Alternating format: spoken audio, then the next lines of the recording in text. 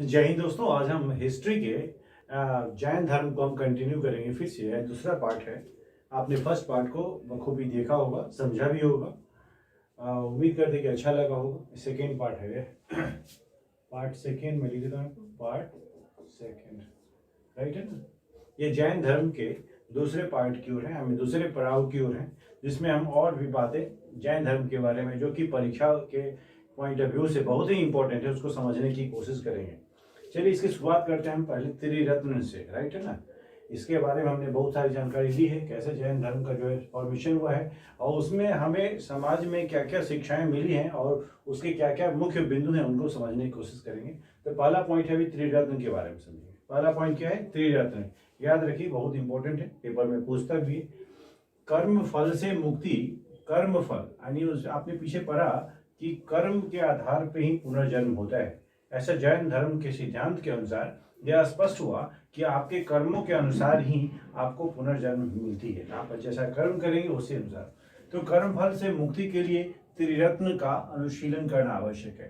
त्रिरत्न, जिस त्रिरत्न का चर्चा हम अभी कर रहे हैं, वह त्रिरत्न क्या है और क्या था, उसको समझिए आप यहाँ पर। सम्यक दर्शन, याद रखिए, सम्यक दर्शन यानी आप त्रिरत्न का अनुशीलन करके ही कर्म फल से मुक्ति ले सकते हैं। आप ध्यान रखिए, सम्यक दर्शन मतलब इसका अर्थ क्या होता है? वास्तविक ज्ञान। आपको किसी चीज की जानकारी वास्तविक रूप से, तो हम उसको किस नाम से जानते हैं? सम्यक दर्शन के नाम से जानते हैं। सम्यक ज्ञान, अब देखिए सम्यक ज्ञान से क्या मतलब? सत्य में विश्वास। आपको सत्य में हमेशा बिलीव करना होगा, ट्रूथ में, सच्चाई में तो विश्वास करना है। यह सम्यक ज्ञान के नाम से जाना जाता है। और सम्यक आचरण, ये तीसरा पॉइंट है जो त्रिरत्न में तीन, सम्यक दर्शन, सम्यक ज्ञान और सम्यक आचरण, इन तीन बिंदु को हम समझेंगे तो त्रिरत्न के रूप में समझेंगे, जिसको अनुशीलन करके, हम इसका पालन करके आप कर्म फल से मुक्ति ले सकते हैं। संसारिक विषयों से उत्पन्न सुख दुख के प्रति समभाव। अब देखिए, संसारिक विषयों से आपने जीवन में बहुत सारे अप्स एंड डाउन देखे होंगे, जिसके कारण सुख और दुख की अनुभूति भी हुई होगी। तो इसको एक समान भाव से देखना। समभाव का मतलब क्या हुआ? समान विचारधारा रखना दोनों बिंदुओं पे। यह होता है सम्यक आचरण, सबके लिए समान आचरण रखना। सम्यक दर्शन, सम्यक ज्ञान और सम्यक आचरण को हम कंबाइंड रूप में त्रिरत्न के रूप में हम जानते हैं। अगला दर्शन, दूसरा मुख्य बिंदु क्या है? दर्शन। अच्छा, दर्शन की जब हम बात करते हैं तो उसमें तीन नाम इसमें भी आता है। अनेकांतवाद, दूसरा स्यादवाद और दूसरा है, तीसरा है नववाद। ध्यान दीजिए, नववाद है अनेकांतवाद। अनेकांतवाद क्या होता है? बहुरूपता के सिद्धांत को, बहुरूपता क्या है में बहुत सारे मल्टीफेसेस हैं इसके, इस सिद्धांत को, बहुरूपता के सिद्धांत को हम एक अनेकांतवाद के नाम से, अनेक अंत हो जिसके, ध्यान दीजिए, बहुरूपिता का सिद्धांत के नाम से जानते हैं। स्यादवाद को अगर हम डिफाइन करें तो सापेक्षता, किसी के प्रति एक निरपेक्ष भाव से कोई काम करते हैं, इस सिद्धांत को हम सापेक्षता सिद्धांत के नाम से जानते हैं। और तीसरा है नवावाद, आंशिक दृष्टिकोण के सिद्धांत को हम, आंशिक दृष्टिकोण, किसी पर्टिकुलर पॉइंट ऑफ व्यू से अगर हम देखें तो पूर्ण रूप से नहीं, आंशिक रूप से अगर हम कोई उस पर नजर डालते हैं या उसके बारे में सोचते हैं, पूर्ण रूप में नई विचारधारा देते हैं, इस सिद्धांत को हम नवावाद के नाम से जानते हैं। तो मुख्य रूप से तीन दर्शन में आए नाम, कौन कौन? अनेकांतवाद, स्यादवाद और नवावाद। याद रखिएगा। जैन धर्म के ज्ञान की अगर हम बात करें, जैन धर्म को ज्ञान, अब जैन धर्म के ज्ञान से संबंधित क्या बातें समझनी है हमें? इसमें क्या है? मति। अब ज्ञान की अगर हम बात करें तो ज्ञान के स्रोत मुख्य रूप से जैन धर्म के अनुसार तीन ही बताए गए हैं। प्रत्यक्ष रूप से, आप प्रत्यक्ष बैठ करके आप ज्ञान की प्राप्ति कर सकते हैं। दूसरा, अनुमान लगा करके आप ज्ञान की प्राप्ति कर सकते हैं। तीसरा, तीर्थंकरों के वचन से आप ज्ञान की प्राप्ति कर सकते हैं। तीर्थंकरों के जो वचन है उनसे आप ज्ञान की प्राप्ति कर पाएंगे। तो ज्ञान प्राप्ति के तीन स्रोत बताए गए हैं। अब उन ज्ञान में क्या क्या है सो देखिए आप। एक है मति, इस टर्म को देखिए, पेपर में पूछा जाता है मति का संबंध क्या है। तो मति का मतलब क्या होता है? इंद्रिय जनित ज्ञान। आपके पास ज्ञान इंद्रियां जो है 5 है ना, इस हिसाब से अपने इंद्रियों पर है अपने ज्ञान की प्राप्ति, ध्यान दें, अपने उसके बारे में जानकारी प्राप्त करना, इंद्रिय जनित ज्ञान को ही हम मति के नाम से जानते हैं। नहीं कहते किसी की मति मारी गई थी, इसका मतलब उसका सेंस काम नहीं किया था। तो इस तरह से इंद्रिय जनित ज्ञान, जो हमारे सेंस ऑर्गन है, उनके प्रति आपका एक बिल्कुल कंप्लीट कंसर्न होना चाहिए। दूसरा, श्रुति, श्रवण ज्ञान, आपने कुछ चीजें जो होती हैं, कहानी सुनी हुई है, उनसे कुछ ज्ञान की प्राप्ति करते हैं, उसको हम श्रवण ज्ञान के नाम से जानते हैं, उसको हम बोलते हैं श्रुति। आपने कभी तो सुना होगा श्रुत लेख, सुन करके जो लेख लिखते हैं उसको श्रुत लेख लेते हैं। इसी तरह से यहाँ पर श्रवण ज्ञान, सुन करके जो ज्ञान की हमने प्राप्ति की है तो वह क्या है, श्रुति के नाम से जाना जाता है। अवधि, अवधि में थोड़ा सा याद रखिए, दिव्य ज्ञान जो कि दिखाई नहीं देता है आपको, लेकिन बहुत देखिए आप उसके भीतर घुस गए होते हैं, इसका मतलब आपके भीतर ज्ञान का अपार भंडार हो जाता है, लेकिन किसी किसी को परिलक्षित नहीं होता है। इस केस में हम उसको किस नाम से जानते हैं, अवधि के नाम से जानते हैं। मनः पर्याय, मनः पर्याय याद रखिए, मनः पर्याय का दूसरे के मन को जान लेना, यानी आप दूसरे के मन को, जैसे आपने कभी गुस्सा में होते हैं तब के माता पिता खुद समझ आते हैं कि हमारे बेटा भी गुस्सा में, इस तरह से सिचुएशन कि हम दूसरे के मन की भावनाओं को तुरंत आंक लेते हैं कि उनके मन में क्या चल रहा है, तो इसको क्या बोलते हैं, मनः पर्याय। मनः पर्याय, दूसरे के ज्ञान को जान लेना, दूसरे के भीतर क्या ज्ञान है इसका हम अनुमान लगा लेते हैं। आपने यूजुअली इंटरव्यू से में देखा होगा कि कुछ क्वेश्चन पूछते हैं, उसी से अंदाजा लगा लेते हैं कि इनको आता होगा या नहीं आता होगा। आप जब उस एज में पहुंचेंगे तब खुद भी अंदाजा लगा सकते हैं कि इनके भीतर क्या ज्ञान की परिपक्वता है या नहीं है। तो दूसरे के मन के ज्ञान को जान लेना ही मनः पर्याय के नाम से जानते हैं। अच्छा, एक सबसे इंपॉर्टेंट बात कैवल्य, बहुत बार पेपर में पूछा गया है कि कैवल्य का वास्तविक अर्थ क्या है। कैवल्य का वास्तविक अर्थ सर्वोच्च ज्ञान।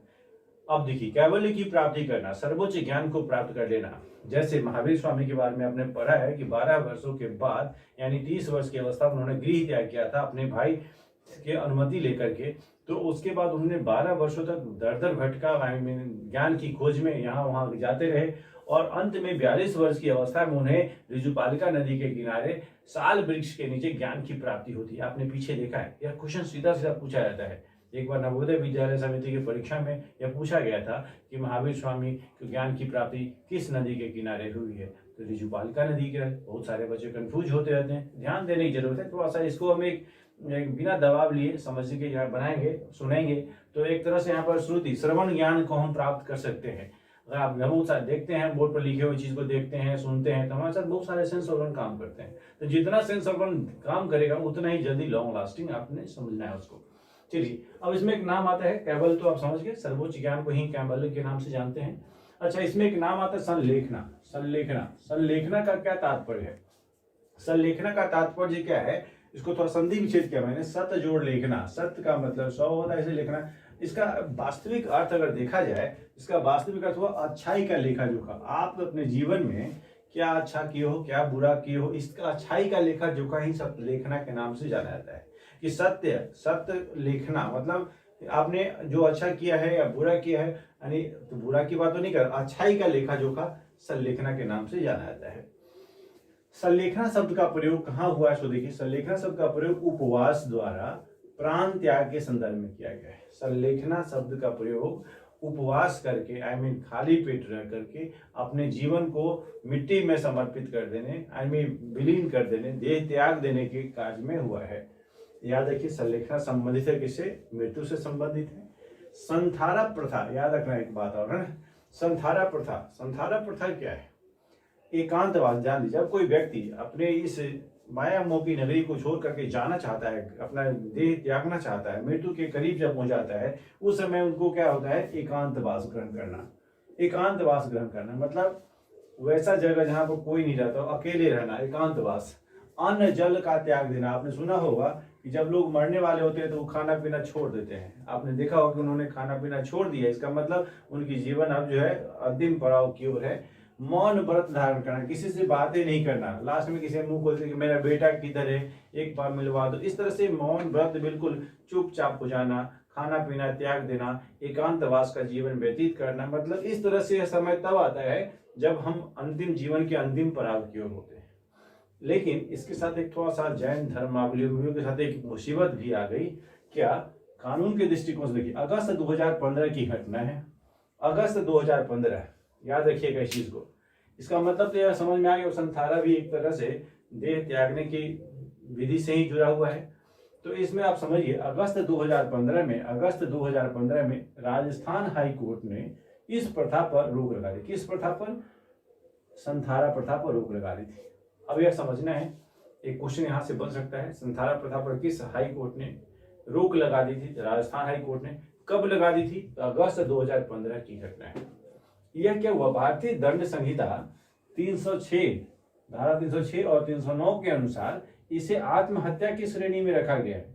आप याद रखिए, आत्महत्या मतलब कि आप अपना जीवन त्यागने जा रहे हैं, एक तरह से सुसाइड के रूप में इसको ट्रीट किया गया according to the Indian Penal Code, यानी भारतीय दंड संहिता जो है उनके अनुसार धारा 306 और 9 इससे संबंधित है, ऐसा कहा गया। लेकिन जैन धर्मावलंबियों ने इसका विरोध किया था, जो अभी तक विचाराधीन ही मामला है।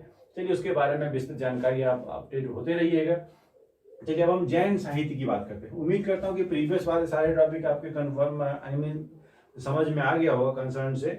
चलिए अब देखते हैं जैन साहित्य के बारे में। सबसे पहला क्वेश्चन इसे बनता है, जैन साहित्य को किस नाम से जानते हैं?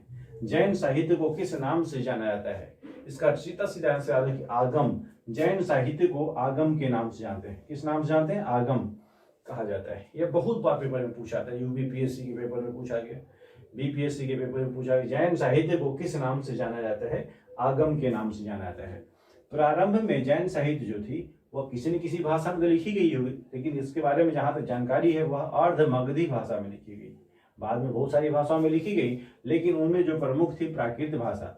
अब आपको मैं बता दूं, पीछे हमने जब इसके बारे में, धर्म के बारे में चर्चा कर रहा था, उसमें बताया था कि आर्यों की जो भाषा संस्कृत थी वो आम जनता की भाषा नहीं थी, यानी एक्चुअली संस्कृत तो देववाणी भी बोलते हैं, वो सभी लोग को समझ नहीं आ रहा था। यानी किसी इस तरह के धर्म प्रचार प्रसार में ऐसे भाषा का प्रयोग होना चाहिए जो आम जनजीवन, जन सामान्य को समझ में आए। तो इस तरह से याद रखिए, जैन साहित्य को प्राकृत भाषा में बाद में अनुवादित किया गया, यानी प्राकृत भाषा में लिखा गया, इनका प्रचार प्रसार प्राकृत भाषा में हुआ। अब इसके साथ एक महत्वपूर्ण टर्म हमने नाम बता दिया था, जैन साहित्य को किस नाम से जानते हैं? आगम के नाम से जानते हैं। अच्छा, कुछ सूत्र हैं जिनको आपको ध्यान रख लेना है। अब यह ध्यान क्या रख लेना है उसके बारे में पढ़िए। आचारांग सूत्र। आचारांग सूत्र क्या है? विधि, नियम कानून, निषेधों का वर्णन है। एक उसको इस तरह से याद रखिए कि आचारांग सूत्र में किन किन चीजों का वर्णन किया गया था, नियम कानून और कुछ जो निषेध है, प्रतिबंधित होते हैं। मान लीजिए कहते हैं डू और डू नॉट, आपने सुना होगा, यह चीज करना है, यह चीज नहीं करना है। इसी तरह से जो विधि विधान और निषेधों का कंप्लीट वर्णन आचारांग सूत्र में मिला है। यानी जैन साहित्य में बहुत सारी चीज ऐसे आपको मिलेंगी जिसके आधार पे उनके जैन अनुयायियों को क्या क्या करना चाहिए, क्या नहीं करना चाहिए, जीवन में क्या व्यवहारिक जीवन में लाना चाहिए, नहीं लाना चाहिए, इसके बारे में विशेष रूप से जानकारी है। भगवती सूत्र किससे संबंधित है? महावीर जी के जीवन से। बहुत महत्वपूर्ण क्वेश्चन है। भगवती सूत्र महावीर के जीवन से संबंधित है। महावीर जी के जीवन के बारे में तमाम इंफॉर्मेशन भगवती सूत्र से आप प्राप्त कर सकते हैं। जब कभी मौका मिले इसको आप गूगल सर्च कीजिएगा तो आपको पता चलेगा कि भगवती सूत्र में महावीर के बारे में क्या क्या इंफॉर्मेशन गिवन है। भद्रबाहु चरित्र, याद रखिए, भद्रबाहु चरित्र चंद्रगुप्त मौर्य के राज्य व्यवस्था, राजकाल, हाँ जी, चंद्रगुप्त मौर्य के राज्यकाल में जो कुछ भी घटनाएं घटी हैं उन सब का तमाम विस्तृत विवरण भद्रबाहु चरित्र से हम प्राप्त कर सकते हैं। तो भद्रबाहु, कभी कभी मैच द फॉलोइंग आता है, उस केस में आप ध्यान रखिएगा, भद्रबाहु चरित्र रिलेटेड टू जो टाइम पीरियड जो था, राज्यकाल का जो समय था चंद्रगुप्त मौर्य, उसके बारे में वर्णन है। भगवती सूत्र, अच्छा मैंने ऊपर भी लिख दिया, भगवती रिपीट हो गया, कोई बात नहीं। भगवती सूत्र जो है महावीर के जीवन पर प्रकाश डालता है। मैंने पीछे भी लिखा है महावीर, चूंकि यह बहुत ही महत्वपूर्ण है, इसको आप VBI के रूप में कर सकते हैं आप, है ना। VBI जो है ना, यहाँ पर VBI कर दीजिए, यहाँ पर ऐसे, वेरी वेरी इंपॉर्टेंट है, इस रूप में आप कर सकते हैं। भगवती सूत्र रिलेटेड टू महावीर जी के जन्म, है ना। अब कल्प सूत्र की बात हम करते हैं। कल्प सूत्र क्या है? तीर्थंकरों का जीवन चरित्र, यह भी इंपॉर्टेंट है। भगवती सूत्र और कल्प सूत्र, इनको आप याद रखिएगा। कल्प सूत्र में क्या है? तीर्थंकरों का। अब आपको पता है महावीर जैन धर्म में कुल 24 तीर्थंकर हुए थे, जिसके बारे में बताया था। पहला 22वां और 23वां 24वां, राइट है ना। इन सब का नाम याद रखिएगा। पार्श्वनाथ भी बहुत महत्वपूर्ण हुए, महावीर स्वामी भी बहुत महत्वपूर्ण हुए, लेकिन कुल मिलाकर देखा जाए तो महावीर जैन धर्म के वास्तविक संस्थापक के रूप में अगर हम किन्हीं को जानते हैं तो वह महावीर स्वामी भी जानते हैं। याद रख लीजिए प्लीज। मैंने कल वाले वीडियो में कंप्लीट रूप से इसके बारे में फोकस किया है। आपसे उम्मीद है कि आपने देखा होगा, नहीं देखा तभी भी देख लीजिएगा, उसके बाद इसको देखिए ताकि क्रम बन जाए आपका। कल्प सूत्र क्या होता है? तीर्थंकरों का जीवन चरित्र। मैंने बता दिया था ये संस्कृत भाषा में लिखी गई थी। ये कल्प सूत्र जो है वो संस्कृत भाषा में लिखी गई थी। कुल मिलाकर के आपने समझा कि इस तरह से जैन साहित्य हुआ, या जैन साहित्य हुआ, या संलेखना विधि हुआ, या जैन धर्म के ज्ञान की बात करें, दर्शन की बात करें, त्रिरत्न की बात करें, ये तमाम इंफॉर्मेशन जैन साहित्य से जुड़ी हुई है। ठीक है ना। जैन संगीतियों के बारे में चर्चा करेंगे कि जैन समुदाय के लोगों ने जो कुछ भी काम किया करते थे उनमें से कुछ संगीतियां भी उनकी होती थी। संगीतियां क्या मतलब? उसे संगोष्ठी टाइप, है ना। वह क्या था, देखिए दो हुए मुख्य रूप से, प्रथम जैन संगीति और द्वितीय जैन संगीति। उनका एक तरह से सम्मेलन हुआ करता था जिसमें कुछ महत्वपूर्ण निर्णय थे। पाटलिपुत्र में पहली संगीति, इससे 2-3 प्रश्न बन सकते हैं कि प्रथम जैन संगीति कहाँ हुई थी, पाटलिपुत्र में हुई थी, और द्वितीय जैन संगीति कहाँ हुई थी, तो बल्लभी में हुई थी। ये दो चीज ऐसे आप याद रखिए कि प्रथम जैन संगीतियां कहाँ हुई थी, तो पाटलिपुत्र में, और दूसरी पाटलिपुत्र जो कि बिहार में है, और दूसरी जो है वह बल्लभी गुजरात में हुई थी। इतना याद रखिएगा दो चीज। दूसरा कि यह उस समय जो उसका अध्यक्ष कौन थे, किनके नेतृत्व में प्रथम बौद्ध संगीति हुई थी, तो वह थे स्थूलभद्र, और दूसरा क्षमा श्रवण, याद रखिए देवर्षि क्षमा श्रवण का नाम आता है। यह उतना महत्वपूर्ण नहीं, लेकिन फिर भी आप अध्यक्ष होने के नाते उनको समझना भी जरूरी है कि किनके नेतृत्व में द्वितीय जैन संगीतियां हुई थी, और यह मुख्य रूप से पूछा जाता है कि किन स्थल पर हुई थी। इनसे प्रश्न स्थल से संबंधित भी बन सकता है, अध्यक्ष से संबंधित भी बन सकता है। अच्छा, इसमें महत्वपूर्ण निर्णय क्या लिया गया था प्रथम बौद्ध जैन संगीति में, उसमें जैन धर्म का विभाजन हो गया था, श्वेतांबर और दिगंबर। इतना याद रखिए आप कि जैन दो भागों में बट गए थे, यानी जैन धर्म के अनुयायी आपसी सहमति न होने के कारण, उनके सिद्धांत में एकजुटता न होने के कारण वे दो भागों में बट गए। उनका नाम हुआ श्वेतांबर और दिगंबर। अब इसकी चर्चा हम बाद में करेंगे, श्वेतांबर नाम से ही पता चलता है, श्वेत वस्त्र धारण कर, इसकी चर्चा हम बाद में करते हैं। अभी देखिए, अब दूसरे द्वितीय संगीति जो हुई थी उसमें क्या महत्वपूर्ण निर्णय लिया गया, कुल 11 जो अंग थे उनको लिपिबद्ध किया गया। लिपिबद्ध मतलब भाषा के अनुरूप उनको एक क्रम से सजाया गया। यह एक महत्वपूर्ण, याद हो गया आपको कि 2 जैन संगीति हुई थी, प्रथम और द्वितीय। प्रथम पाटलिपुत्र में हुई थी, दूसरी जो है बल्लभी गुजरात में हुई थी, राइट है ना। प्रथम के अध्यक्ष स्थूलभद्र थे, दूसरे के क्षमा श्रवण थे। प्रथम में जैन 2 भागों में बट गए थे, दूसरे में 11 जो अंग थे उनको लिपिबद्ध किया गया था। इस तरह से आप उसको रिकॉल कर लेंगे। अच्छा, कुछ प्रमुख जैन मंदिरों से क्वेश्चन भी आते हैं। जैन मंदिर जो बनाए गए, याद रखिए ऋषभनाथ मंदिर, जल मंदिर और दिलवारा का जैन मंदिर, यह सब जो है महत्वपूर्ण जैन मंदिरों में जाना जाता है। ऋषभनाथ मंदिर तो दिल्ली में ही है, याद रखिए। जल मंदिर पावापुरी जो कि बिहार में है, और दिलवारा जैन मंदिर माउंट आबू।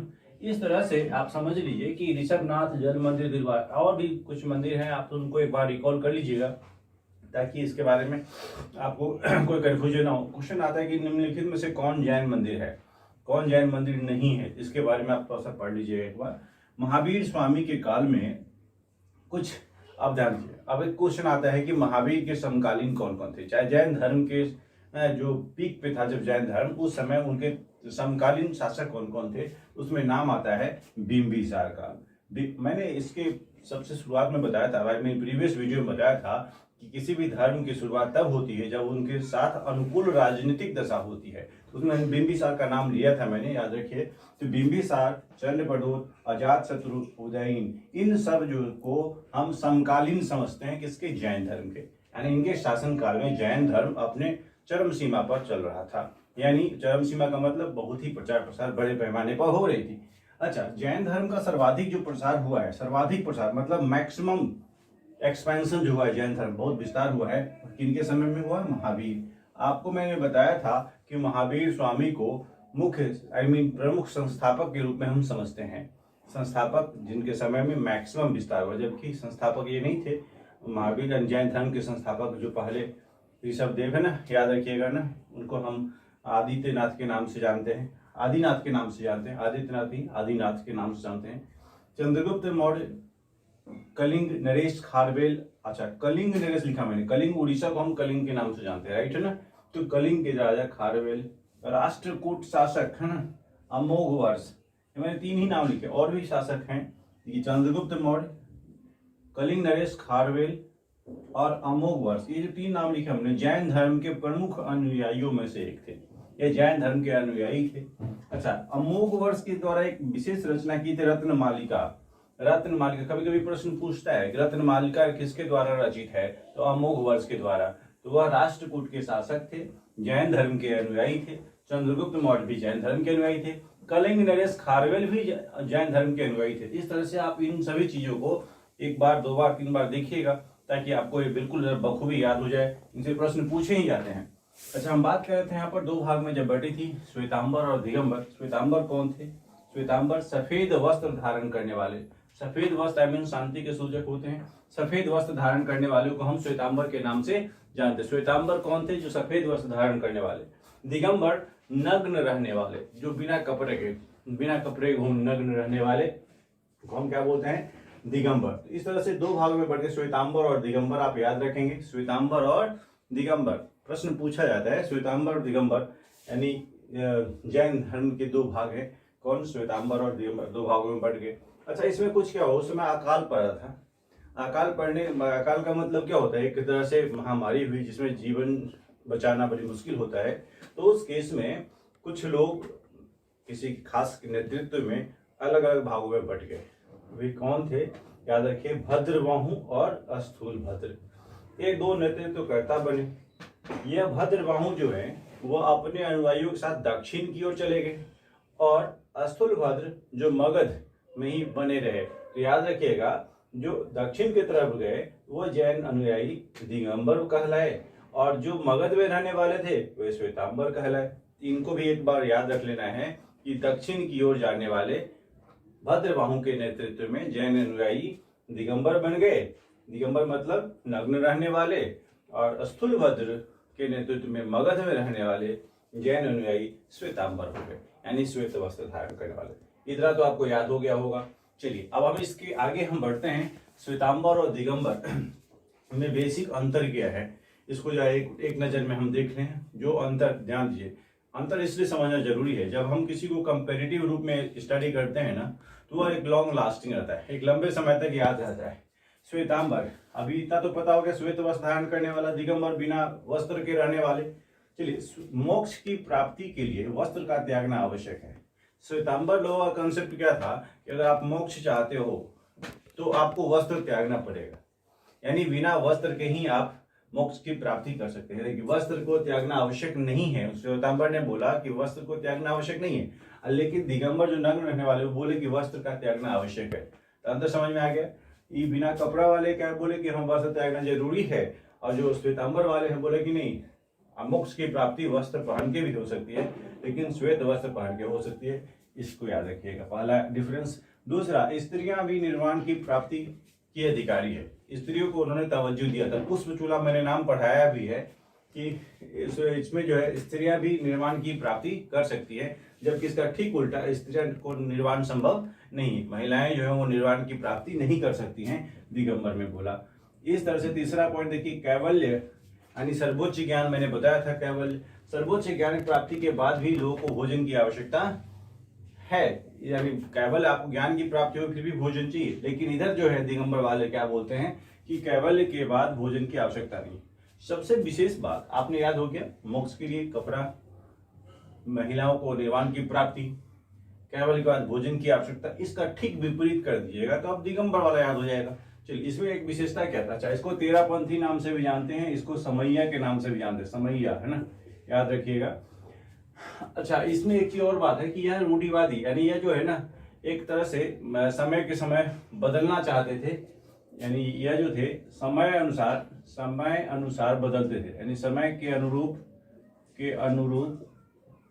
परिवर्तन कर सकते थे।